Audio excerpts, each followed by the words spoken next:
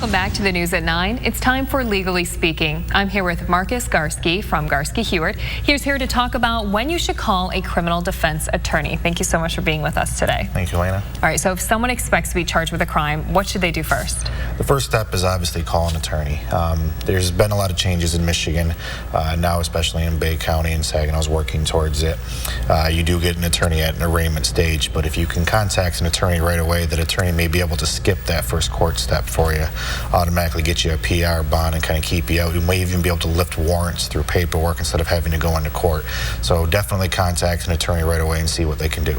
All right, so at that step, how should someone find the right attorney? It's important when you talk to an attorney to find someone that you're comfortable with. I mean, when you, at this stage, you need someone that you can trust with your life in their hands.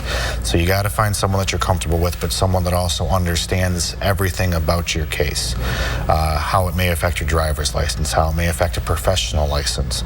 So it can't be just, I'm going to keep you out of jail, come hire me. It's got to be someone that's going to know how this case will affect your entire life. Yeah, that's some good advice. So if someone has a criminal record, can they ever have a crime removed from their public record? They can. Michigan has some strict guidelines on it. It is something that we do. The way the law works right now is you can have 1 felony and 2 misdemeanors expunged. We get the questions if you had multiple charges out of 1 case. But if you have more than 1 felony conviction, unfortunately, you can't apply. So if you do or you're looking to potentially get your record cleaned up, contact an attorney. They'll look at the statute, they'll look at your record, and they'll see if you're eligible. If you're eligible, it's a relatively simple process, but there are some strict guidelines that say who can and who cannot get the record clear. And what motivates you to defend the rights of your clients? You know, that's one of the questions I get a lot is, in your profession, how do you stand up for some of these people?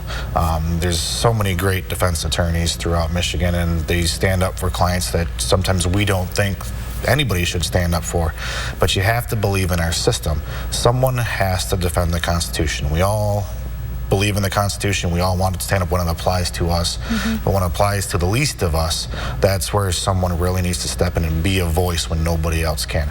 And that's the thing I remind myself, is that it's my job, and I've taken an oath to practice law here in Michigan, to stand up for people who can't always stand up for themselves.